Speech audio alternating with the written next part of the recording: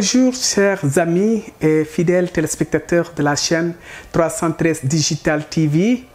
Merci d'être des nôtres en ce dimanche 15 mai 2022. Et aujourd'hui, en lieu et place de l'entretien habituel que vous avez l'habitude de suivre sur la chaîne 313 Digital TV, dans l'émission Jésus, Lumière et Sauveur, nous vous proposons la conférence de presse qu'avait organisée la congrégation des filles de Saint-Cœur de Marie. C'était le 9 avril 2022 chez elles. Et donc, ces sœurs parlaient de leur congrégation puisque leur fondateur était Monseigneur Aloys Cobès, lui qui aimait tellement les Noirs et qui prônait pour la lutte pour le développement de l'Afrique et de tout homme et de l'homme en général. Et donc, les sœurs, leur devise est « Aimer Dieu, le faire connaître et servir, le servir ». Les filles du Saint-Cœur de Marie veulent imiter la Sainte Vierge Marie sur les vertus du cœur. Ainsi, tour à tour, la mère supérieure, sœur Marie Diouf, supérieure de la congrégation des filles de Saint-Cœur de Marie, et sœur Marie Hervétine, philosophe, avait animé le débat avec sœur Marie-Madeleine. Mais nous vous proposons quelques extraits de cette grande conférence.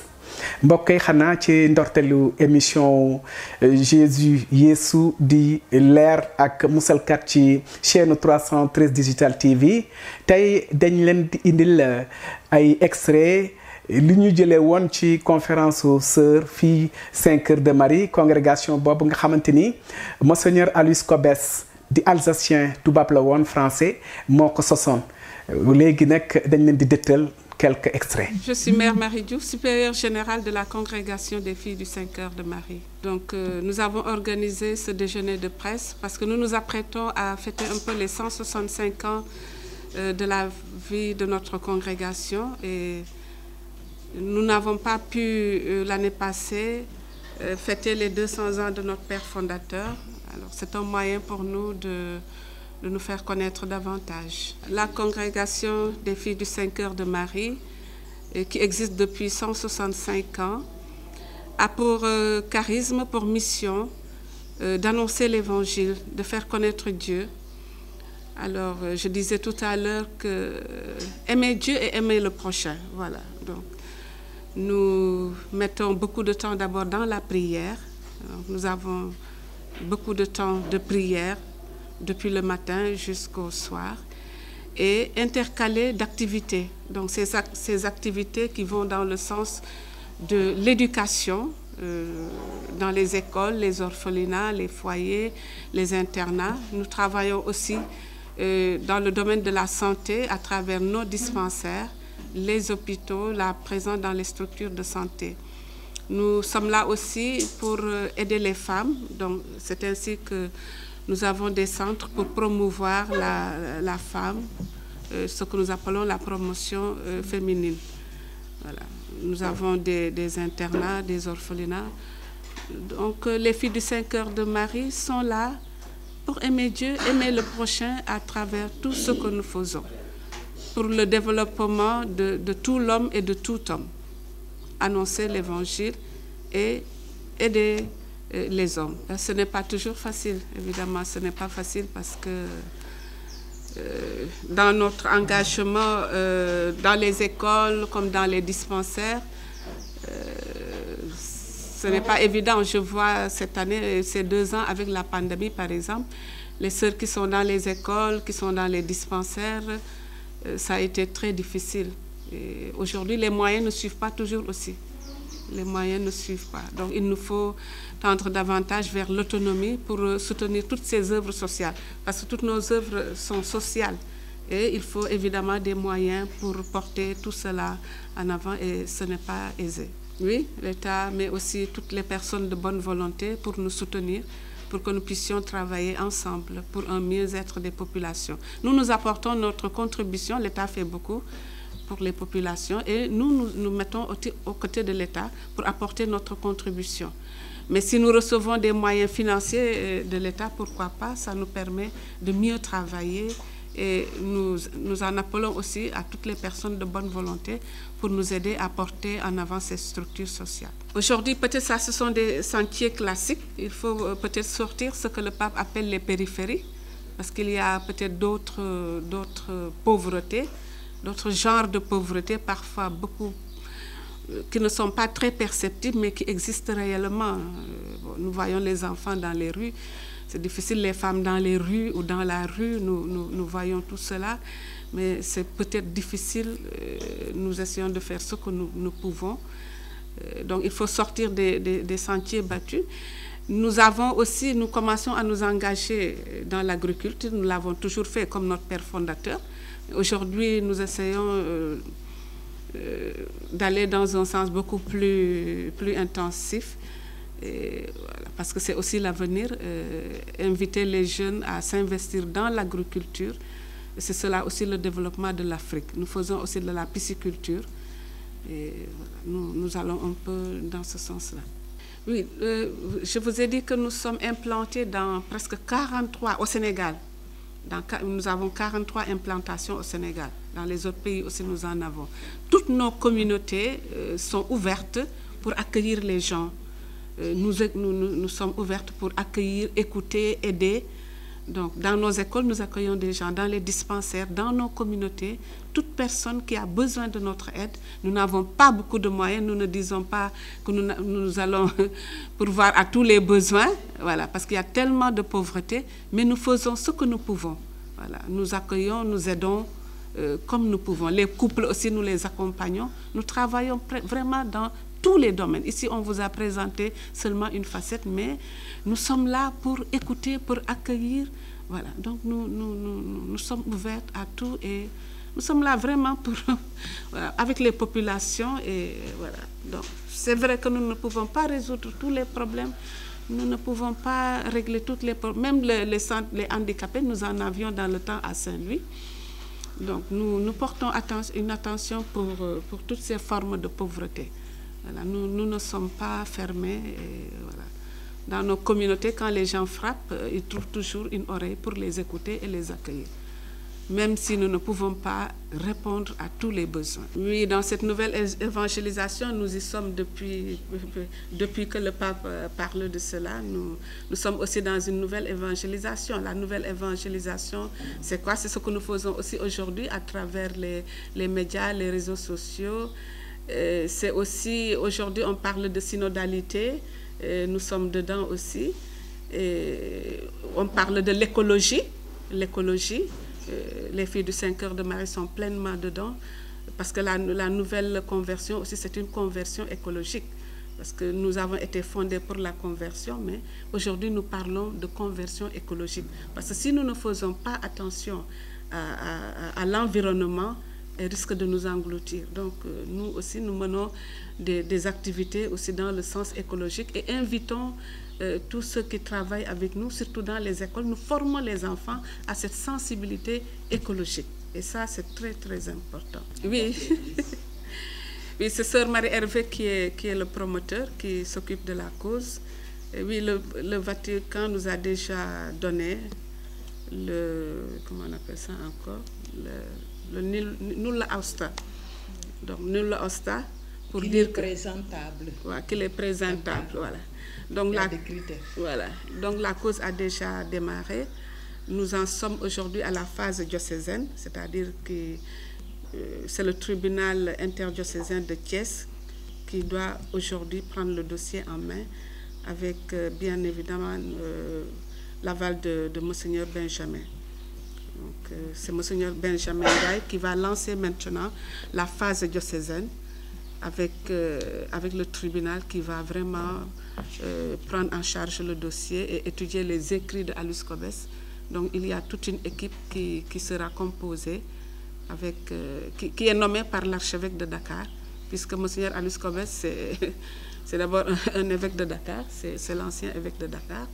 Donc avant d'être notre père fondateur, c'est d'abord l'évêque qui était l'évêque de Dakar, le vicaire apostolique, le premier vicaire apostolique. Donc la cause est une cause aussi diocésaine dont le responsable est Monseigneur Benjamin. Même si c'est nous qui avons nous sommes à la phase diocésaine, qui sera prise en charge par le tribunal diocésain, avec l'équipe qui est nommée par l'archevêque de Dakar, qui est déjà nommé.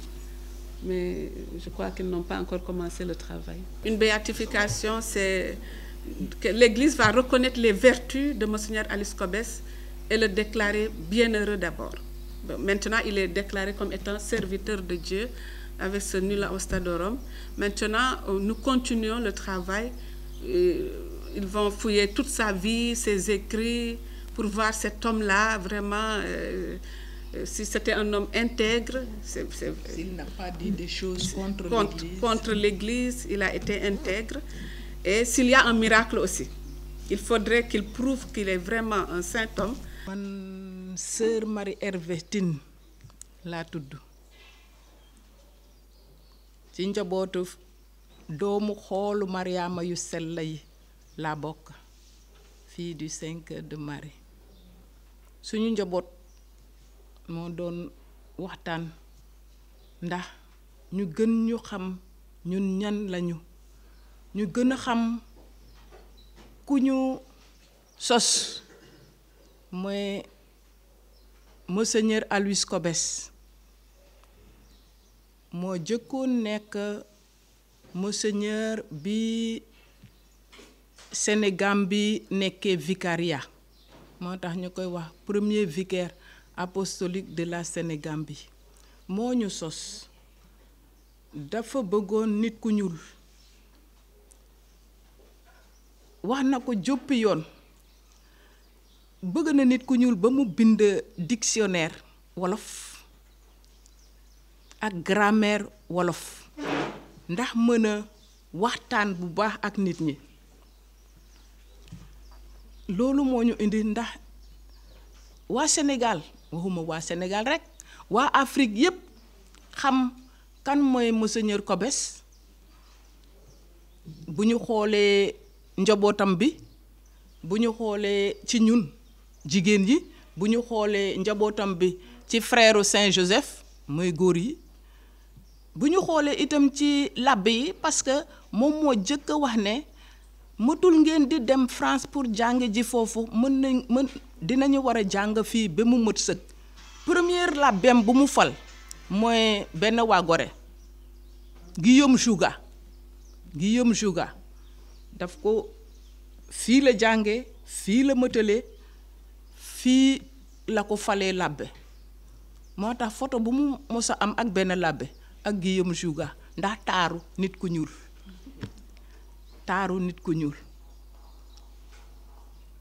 loolu lañu bëggoon que njaboot bi yépp mu nekk chrétien, mu nekk sëriñ, ñépp. parce que bu ñu gisee ci biir suñu njaboot Sénégal rek di nga gis ci benn njaboot kii mu dem jàkka ja, kii dem jàngu ba. man bu ngeen demee uti sœur Marie Hervé ci Sénégal du ngeen ko gis, parce que état bi xamul sœur Marie Hervé, kumba la xam, kumba. baptisé bi après laa ko def, fekk kayit yi yépp def nañu ko, après wutatuma, pour wax ne ñun ñépp benn papa benn yaay lañu am, mooy lu ñu gëm ne ki nekk suma wet suma àndandoo la, ki nekk suma wet bëgg naa ko. loolu Monseigneur Cobès defoon na ko bu mu demee ci benn sëriñ fale ci Casamance, mu ne ko ah góor gi naka nga def, ñu jàmmante ba pare. mu ne ko waaw lan nga fi uti, mu ne ah dama ñëwoon wax leen ñun naka la ñuy jaamu yàlla. C'était un marabout bien ancré dans ses écrits et tout le reste.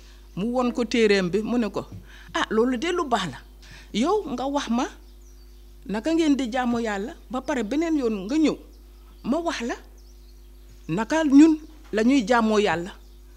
c'est là-bas foofu laa waxee ne dialogue islamo-chrétien Monseigneur Cobès moo ko signé fale Casamance la woon. il faut qu'on retrouve ce texte-là pour voir ce petit dialogue-là qui était un dialogue majeur, un dialogue décisif. ma wax la naka lay defee, yow nga wax ma naka ngay defee ba pare ñu dëkk jàmmanee ñooñ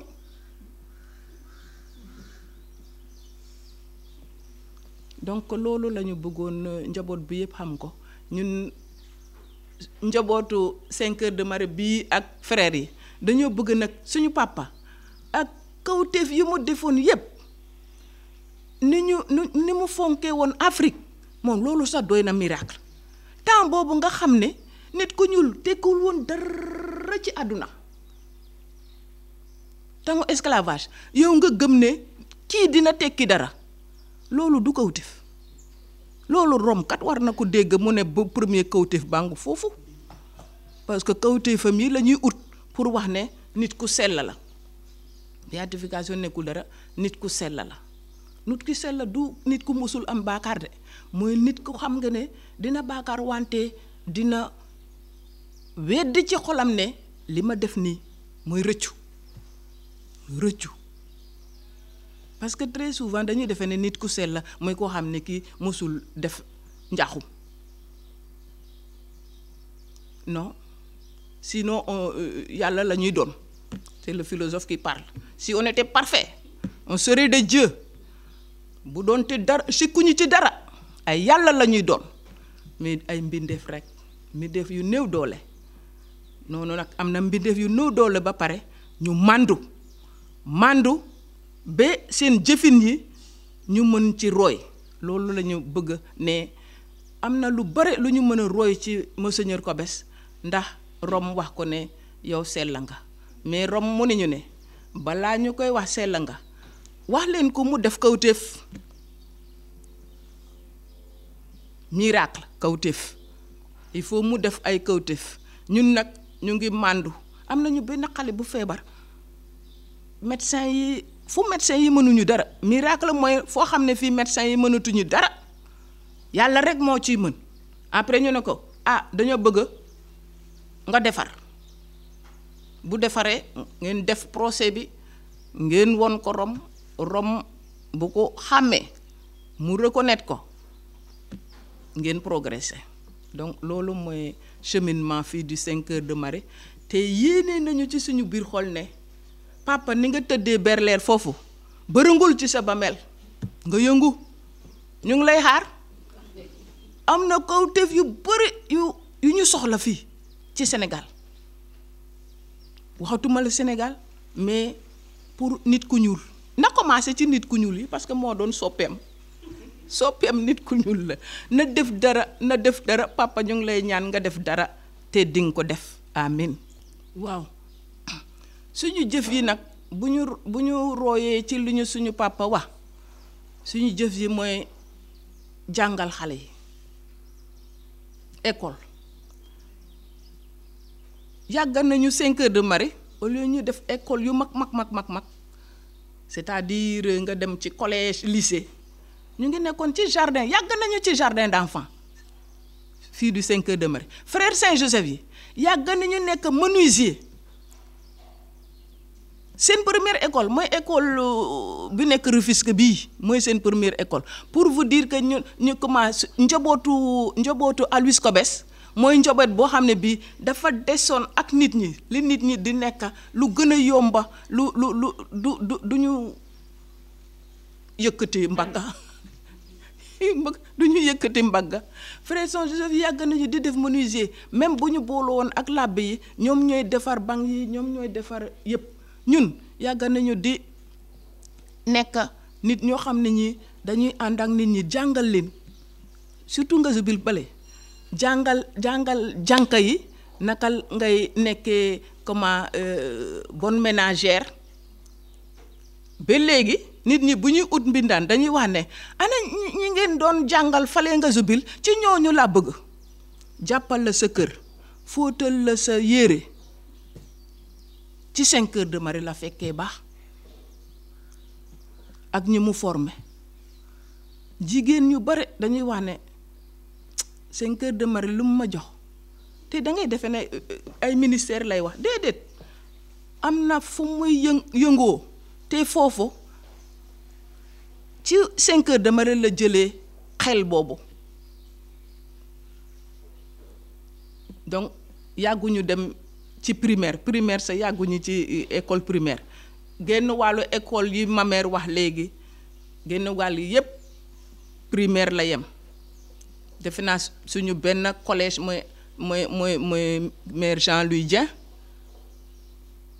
ak Aloys Cobes yoo xam ne yi ñun njaboot ju ñoo ko moom tout à l'heure Sainte Bernadette ñun dénkaane la bu ñu waxee ci waaw ñun ñooy liggéey foofu directrice baa ngi nii wante monseigneur moo ko dénkaane suñu njaboot ñu yoral leen ko yàgg nañu jàngalekat yi nekk 5 Cœurs de Marie yàgg nañu di liggéey noonu mel ni kii liggéeyu ñoon pour wax ne lii maa ko moom lii 5 Cœurs de Marie ak ko moom mais bi àdduna di commencé di jafe ñu soog a xam ne boo moomul affaire ba mais yow boo nekkee ci soxla ni ngeen posé woon ma mère question bi tout à l'heure naka ngay def fan ngay jëlee li ngay dimbalee nit ñi ñu soog a wax ne il faut ñu créer te defe naa li ma mère xalaat léegi papa moo ko suur ci xelam ñu ngi am mboojeen ñu ne